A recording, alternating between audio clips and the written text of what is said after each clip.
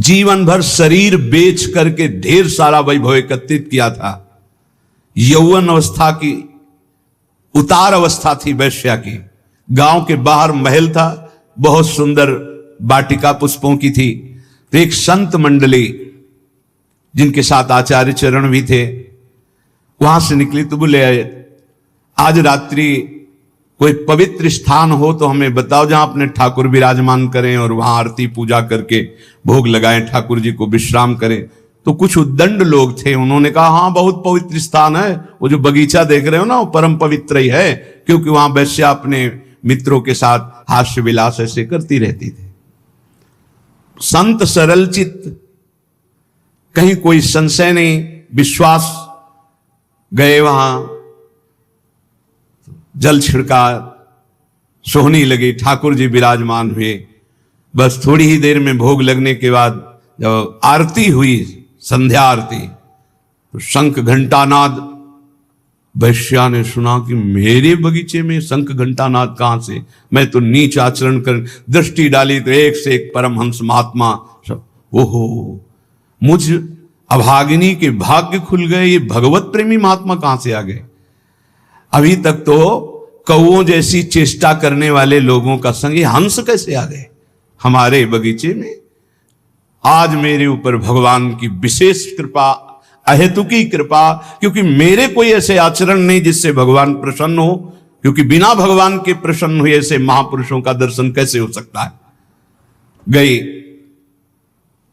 स्वर्ण के कुछ मुद्राएं, चांदी की मुद्राएं, कुछ फल मेवा आदि रखकर, महाराज स्वीकार करो। कौन हो तुम? भगवान जिस बगीचे में बैठे हो इस दासी का ही बगीचा है। कौन हो तुम? वैश्यावृत्ति से जीवन निर्वाह करने वाली हूं, मैं वैश्या हूं।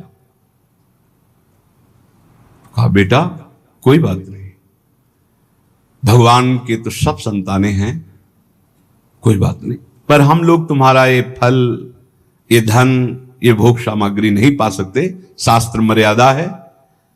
तो क्या भगवान हमारे उद्धार के लिए कोई रास्ता नहीं? कहा है, तुम सब संपत्ति, आभूषण ये बेच करके एक रत्नों का हार बनाओ और रंगनाथ जी के माथे पे धारण करो, सारे पाप नष्ट हो जाएंगे, तुम्हें भगवत प्राप्ति हो जाएगी। और आज से वैश्यावृत्ति बंद। भगवान वचन देती हूं, आज तक कभी ऐसा आनंद प्राप्त ही नहीं हुआ था संत समागम का। वचन देती हूं कभी अब इस शरीर को अपवित्र नहीं करूंगी। और सब आभूषण जो जो वैभव बेचने वाला था बेच करके, फिर उसके मन में आया कि क्या मुझे मंदिर में जाने दिया जाएगा। आचार्य चरण से प्रार्थना की, प्रभु मैं वैश्या हूं, प्रसिद्ध हूं, क्या मुझे मंदिर में जाने दिया जाएगा? तो उन्होंने कहा जब हम आदेश करेंगे तो मंदिर में जाने दिया जाए, तुम अपने हाथ से समर्पित करना, प्रभु स्वयं स्वीकार करेंगे। जब द्रवई दीन दयालु राघव तो साधु संगति पाई, जब साधु संगति मिल जाती है तो संस्कृति का अंत हो जाता है।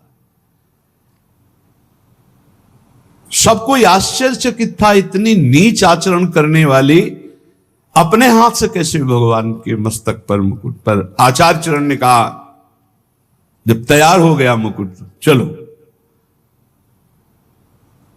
जीव ही आगे चलना हुआ, रुक गई। भगवान मेरा पाप, मेरा पिंड नहीं छोड़ रहे, क्या हुआ? मैं रजस्वला हो गई, अब कैसे? कर तुम मकर तुम मन था कर तुम, सर्व समर्थ आचार्य, इष्ट से भी ज्यादा। तो सब लोगों ने सुन लिया था, रजस्वला स्त्री का भगवद श्री विग्रह स्पर्श करना निषेध है, क्योंकि वह पवित्र होती है। कहा चलो चलो जाओ। सबने रोका, प्रभु आप आचार्य हैं, आप कैसा? अगर रंगनाथ जी स्वीकार कर रहे हैं तो तुम्हें किसी को रोकने की जरूरत नहीं, और रंगनाथ जी स्वीकार करें इसका प्रमाण होगा कि सर झुका देंगे। बेटा तू जा, मस्तक पर मुकुट, रंगनाथ जी का श्री विग्रह का ऐसे मुकुट। कर तो मकर तो मन था कर तुम सर्व समर्थ आचार्य, गुरुदेव इष्ट देव, उसको परम पद की प्राप्ति हुई। एक एक सेवा, एक एक वृत्ति भगवत प्राप्ति कराने में समर्थ है, यदि आप विश्वास कर ले। दूसरा, कृष्णदास जी अधिकारी पद पर थे, श्रीनाथ जी की समस्त सेवा विधान के अधिकारी थे श्रीनाथ जी, और वो अपने लाडले ठाकुर के लिए स्वयं जाते थे आगरा सेवकों के साथ विविध प्रकार की सेवा सामग्री खरीदने। श्रीनाथ जी अन्योर के पास गिरिराज जी में जहां प्रकट हुए वहीं विराजमान थे उस समय। आप इस बात पर बहुत ध्यान देना, भगवत प्राप्ति की बात कह रहा हूं।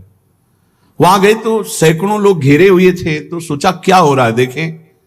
तो एक वैश्यावृत्ति से अपना जीवन निर्वाह करने वाली नवीन वैश्या नृत्य करके लोगों से अर्थ ले रही थी। नाचना गाना रिझाना, कोई 10 कोई 5 कोई 1 ऐसे। कृष्णदास जी वयोवृद्ध थे, महापुरुष, भगवत सखा है, नित्य सखा है, बहुत उच्च कोटि के महापुरुष, कोई साधारण नहीं। वैश्या को देखा, उसकी हाव भाव चातुरी, उसका बोलना, उसका चितवन निकाला ठाकुर जी के सेवा वाले से 10 रुपया। वैश्या ने देखा कि संत हैं, पर बड़े रिझवार संत हैं, 10 रुपया फिर निकाला।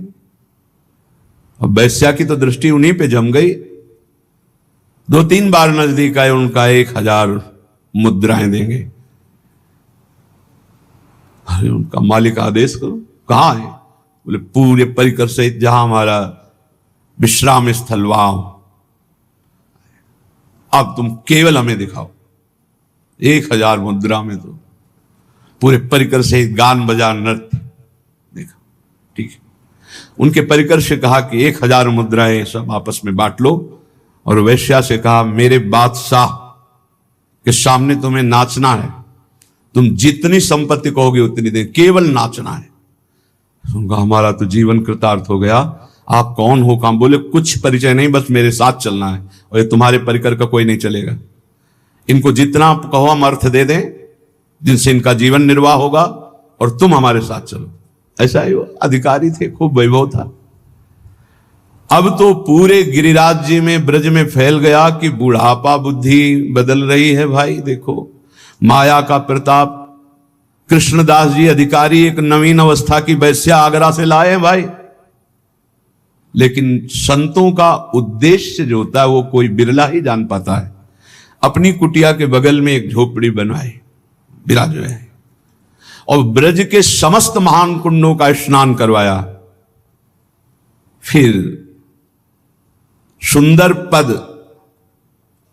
पूर्ण रूप से अपनी रस रीति से गाना सिखाया, उसे ऐसे गायन किया है, और अपनी रस रीति के वाद्य।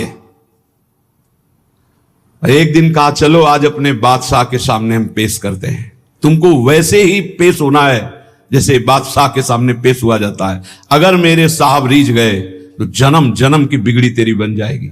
अभी तक नहीं बताया था किसके पास ले जा रहे। बोले चल और देख, ये मत समझना कि मेरे बादशाह मूर्ति है, साक्षात विराजमान है। उसने कहा मुझे तो पैसे से मतलब है, मनमानी पैसा देंगे, बस तू रिझा दे। और श्रीनाथ जी के पास जाके कहा प्रभु जब जब आगरा गए हैं तो आपकी पसंद की चीज लाए हैं, आज एक पसंद की वस्तु हम लाए और आपको भेंट कर रहे हैं, स्वीकार करो। वो श्रीनाथ जी को नमन करके जीव ही नृत्य शुरू किया और पूरा पद गाया। पद गा के जीव ही ऐसे किया, ऐसे देखा, कोटि मनमथ मनमथा, करोड़ करोड़ काम को मूर्छित कर देने वाले अधरों पर बंशी, विशाल नेत्र, बंक कटाक्ष, एक मुस्कान में मर गए, प्राण निकल गए, उसी क्षण निकल गए, परम पद को प्राप्त। क्या है भगवत प्राप्ति? क्या किया इसने अभी तक? वैश्या, संसार के भोगों में लिप्त एक महात्मा की बात मान ली तो भगवत प्राप्ति हो गई। जिस क्षण जीव आचार्य शरण में हुआ उसी क्षण से आचार्य ने पकड़ लिया उसे। आचार्य प्रकट ही हुए करुणा करने के लिए। सब प्रकार के दुख दोषों का अपहरण करके अपना महान सुख प्रदान कर देते हैं आचार्य चरण। भगवत रसिक जी कहते हैं, जिस दिन से मैं स्वामी हरिदास जी की शरण में हुआ, स्वामी जी ने उसी दिन से अपना लिया और सारे दुख दोषों का हरण करके मुझे महान सुख प्रदान किया। महान सुख जो दुख और सुख दोनों से परे है, अनुकूलता और प्रतिकूलता दोनों से परे है, समत्व, प्रेम, नित्य विहार रस, ये महासुख है। प्रायः हमारी मानुष बुद्धि होने के कारण जब अनुकूलता मिलती है तो लगता है गुरु की बड़ी कृपा है, आचार्य की बड़ी कृपा है, और जब प्रतिकूलता मिलती है तो लगता है शायद वो कृपा हट गई। तो इष्ट आचार्य गुरुदेव क्या स्वार्थी हैं? क्या अल्पज्ञ हैं? क्या वो राग द्वेष करते हैं? नहीं। जिनके चरणों का आश्रय लेने से परब्रह्म परमात्म तत्व का बोध होता है, प्रियालाल का प्रेम प्राप्त होता है, उनमें अपना पराया कहां, राग द्वेष कहां? वहां तो एकमात्र शरणागति का निर्वाह है। अब वो कई प्रकार से होता है। कभी कभी आचार्य गुरुदेव इष्ट देव की ऐसी करुणा प्रकट होती है जो बड़ा भयंकर रूप लेती है। हमारे लिए ऐसा लगता है बड़ा भयावना है, और परिणाम बड़ा सुहावना होता है कि यदि वो ऐसी कृपा ना करते तो ये परिणाम ना मिलता। पक्का मान लीजिए, कभी कभी ऐसा सुहावना लगता है कि बहुत कृपा है, पर सुहावना लगना ज्यादा अच्छा ठीक नहीं, क्योंकि जब भयावना आएगा तब हम सुहावने में पले हैं तो हमारा मन कहीं प्रतिकूल ना हो जाए आचार्य चरणों से, गुरुदेव से, इष्ट देव से। इसलिए ये हृदय में चिंतन कीजिए कि आचार्य कृपा, गुरु कृपा, इष्ट कृपा ये एक ही है, और ये परम सुख प्रदान करती है। परम सुख जो ब्रह्मा के द्वारा रचा हुआ नहीं है। जिनके द्वारा ब्रह्मा रचे गए हैं उनका परम सुख, परमात्म सुख, भगवदानंद, प्रेमानंद ये प्राप्त होता है। भगवत ऋषि जी कहते हैं, जिस दिन से आचार्य की शरण में हुए उन्होंने अपनाया, सारे दुख दोष नष्ट हुए और मुझे महान सुख प्रदान किया। एक दिन भगवत ऋषि जी अपने गुरुदेव पूज्य श्री ललित मोहिनी देव जी से टटिया स्थान में जाकर के कहा कि गुरुदेव बहुत संयम से रहता हूं, मधुकरी वृत्ति से रहता हूं, फिर भी काम वेदना बहुत सताती है। मानो ये हर उपासक का प्रश्न है। बहुत संयम से, बहुत इंद्रियों को अंतर्मुख रख के, फिर भी ये काम वेदना सबसे बड़ा वेग है। ये काम बड़े बड़े ज्ञानियों का भी शत्रु है। साधारण पुरुषों को तो मार ही गिराता है, ये ज्ञानियों को भी गिरा देता है। इसमें बड़ा लुभावनापन है। भगवत ऋषिक जी के गुरुदेव ने कहा श्री ललित मोहिनी देव जी ने कि वो करवा उठा के ला,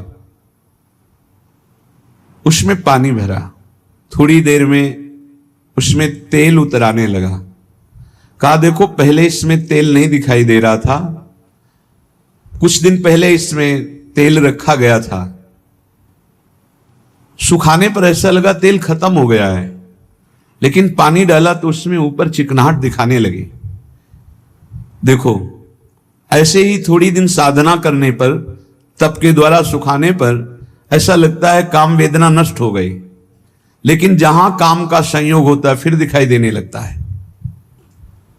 फिर उस करवे को रसोई अमनिया की गई थी तो बहुत आग बची हुई थी, उसी आग में रख दिया। थोड़ी देर के बाद निकाला, फिर पानी डाला, बिल्कुल तेल नहीं आया। बोले देखा अब नहीं। जब प्रभु के मिलन की आग में हृदय जलने लगता है, तड़पने लगता है, रोना, सिसकना, तड़पना, आहों की जागीर, आहा आज की रात गई आप नहीं आए, हाय आज का दिन भी गया आप नहीं आए, तड़प तड़प करके वो एक एक मिनट व्यतीत कर रहा है। उस तड़पन की अग्नि में, विरहाग्नि में फिर ये काम क्रोध लोभ मोह मद मत्सर सब भस्म हो जाते हैं। आचार्य कृपा, गुरु कृपा भगवत मिलन की चाह प्रकट करती है। ये न समझे कि गुरु कृपा आचार्य कृपा से केवल लौकिक सुख सुविधा मिल जाए तो सिद्ध संत। हमारे पुत्र नहीं हो रहा था तो गर्भ रह गया, भाई बड़ी कृपा, बड़े सिद्ध संत, बड़ा सिद्ध दरबार। हमारा काम नहीं बन रहा था, अमुक काम बन गया। भूल में मत रहना, ये सुकृत का फल है। संत महापुरुषों के समागम का फल है संस्कृति का अंत हो जाना, द्वंद्वों का नाश हो जाना, प्रियालाल से मिल जाना जिनसे हम जन्म जन्मांतर से बिछड़े हुए हैं। भगवत ऋषि जी कहते हैं ये सुख हमें आचार्य चरण ने प्रदान किया। सायन कहते हैं भाष्यकारों को, वेदों का, शास्त्रों का, पुराणों का बहुत ज्ञान है, बड़ी कीर्ति है, बड़े महाजन सम्मान प्रतिष्ठा भी है, पर यदि प्रभु से प्रेम नहीं तो इसका क्या होगा? शास्त्रों का व्याख्यान कर लेना, पुराणों का व्याख्यान कर लेना, समाज में कीर्ति प्रतिष्ठा धन वैभव महिमा प्राप्त हो जाना, क्या है इससे? अगर प्रभु के नाम में प्रीति नहीं, धाम में प्रीति नहीं, लीला में प्रीति नहीं, प्रभु के लिए रोना नहीं आया तो मिला क्या? शरीर छूटने के बाद न तुम्हारी कीर्ति जाएगी, न पैसा जाएगा, न ज्ञान जाएगा।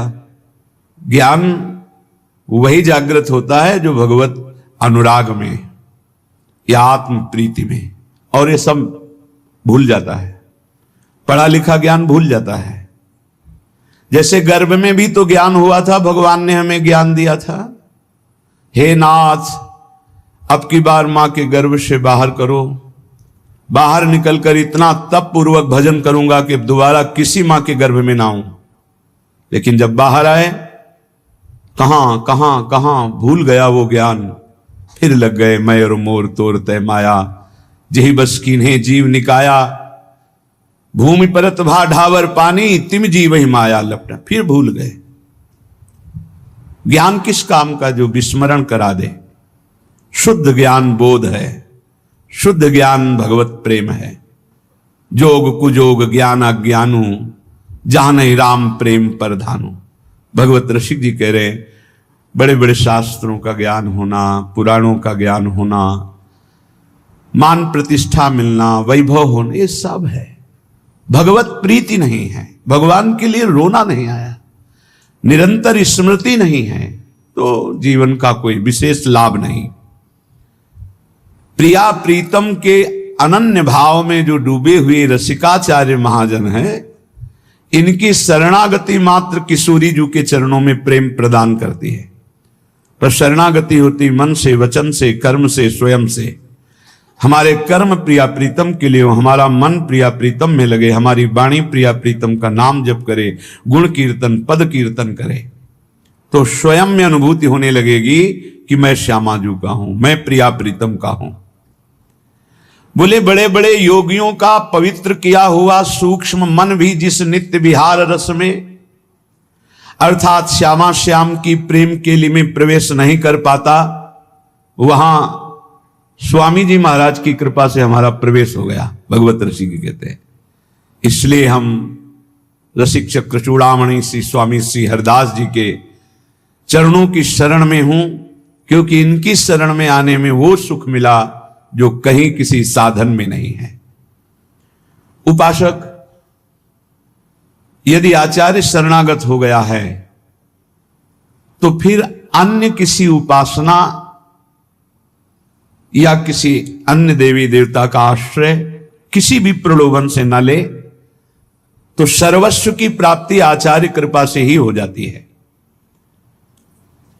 आचार्य प्रकट होते ही हैं रस देने के लिए, पर हमारे हृदय में इसलिए वो रस नहीं आ पा रहा कि हमारा मन कहीं और है, वचन कुछ और निकल रहे हैं, क्रियाएं कुछ और हो रही हैं, अभी शरणागति परिपक्व नहीं हुई।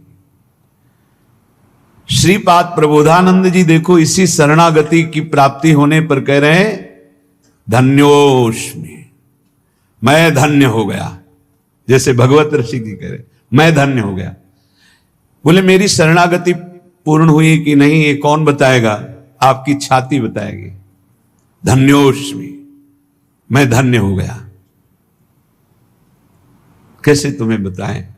स्वप्न में भी भय नहीं होने देते, स्वप्न में भी प्रभु स्वप्न में भी भय नहीं होने देते। कभी भयावह स्वप्न जैसे मन दिखाए, उस समय प्रभु आकर के भय से मुक्त, स्वप्न में तब बहुत कितने करुणा में, जागृत में भय दुख की तो बात जाने दो, स्वप्न में भय नहीं होने देते। मुस्कुराते हुए युगल सरकार वहीं कोई न कोई अद्भुत ऐसा लीला करते, बचाव पक्ष प्रकट होता है, फिर जब नेत्र खुलते तो चिंतन करके रोना आता है। कितना प्यार करने वाले लोग क्यों नहीं समझते? प्यार के लिए तड़प रहे सब, और प्यार का समुद्र उफान पे है, प्रिया प्रीतम इनकी तरफ क्यों नहीं मुड़ते? शरीरों के प्यार में क्यों लगे हुए हैं? एक दूसरे के शरीरों में आकर्षित क्यों हो रहे हैं? ये भगवान की विचित्र मोहिनी माया है, जो मार्ग मिलने पर भी प्रिया प्रीतम की तरफ हम नहीं बढ़ पा रहे। सच्ची मानिए, स्वप्न में भी दुख नहीं होने देते, बड़े कृपाल। स्वप्न में भी सरकार भय नहीं हो, स्वप्न में भी आप सच्ची मानिए। यहां हम देखते हैं कि मन तड़पता है कि कोई हमें प्यार करे। ये सब पूरे जगत की बात है, पशु पक्षी सब, क्योंकि सब प्रेम स्वरूप भगवान के अंश हैं, तो सबको प्रेम। हम आपसे प्रार्थना करते हैं, एक बार हमारी बात मान लीजिए, हमारे गुरुजनों की, हमारे शास्त्र की, प्रेम समुद्र है हमारे प्रभु। आप कहोगे कि आप साधु महात्मा हो इसलिए प्रभु आपसे प्रेम करते हैं। प्रभु का ऐसा स्वभाव नहीं है। बस प्रभु को एक चीज चाहिए, प्रभु के सिवा आपका अंतर से कोई अपना ना हो। बस इतनी बात करने के लिए सारे शास्त्र, सारी साधनाएं, सब कुछ है। कुछ बातें ऐसी जो शब्द हमारे पास नहीं कि हम कह सकें, बस ऐसे ऐसे कर लें तो जान लेना कि असमर्थ हैं, बता नहीं पा रहे हैं, वो शब्द नहीं। बस एक बात प्रभु को चाहिए कि प्रभु के सिवा हमारा अपना कोई नहीं, अंदर से, बाहर से, अंदर से आपके अपना कोई ना हो। फिर आप चमत्कार देखिए हमारे प्रभु का। चमत्कार का मतलब ये नहीं कि आप चल नहीं पाते तो चल लेंगे, आपको दिखाई नहीं देता तो ऐसे, ये नहीं, ये सब लौकिक बातें हैं। हर क्षण प्रिया प्रीतम आपको अपने समीप दिखाई देंगे। इतना सुंदर रूप लाडली जू का है कि बस रोते ही रहो। इतना मतलब प्रेम की मूर्ति हमारी प्रिया जो, बात बन गई। एक बार इष्ट जिसे स्वीकार कर लेता है, दोबारा कभी किसी भारी से भारी अपराध होने पर भी छोड़ता नहीं। बल्कि ये स्वभाव हमारे इष्ट का, इसलिए हम जीत गए, इसलिए हम जीत गए। श्री वृंदारण्य धन्योस्मि परम महत्व कृपा पात्रित्वोस्मि यतोहम येन दत्तो विधि सुख सनकाद्यर्थनीया स्ववासा। वृंदावन, आज मैं गर्व से कह रहा हूं कि धन्य हो गया, धन्योस्मि। हे, यही हम आपसे भी कहना चाहते हैं। जो रोज हम कहते हैं, आया ना समझ में, तुम्हारे पास है, तुम भगवत प्राप्ति बोलो ना, ऐसे जैसे बोलते हैं ना, वो यही बोलवाना चाहते हैं। हां, मैं धन्य हो गया, मुझे मानव देह मिली, गुरु शरणागति मिली, वृंदावन मिला, मैं धन्य हो गया। मुझे कोई संशय नहीं, अपने ऊपर संशय ही संशय है, पर आराध्य देव की कृपा पे कोई संशय नहीं। यही कहलाना चाहते, यही, और इसी से काम बनता है, इसी से काम बनता है।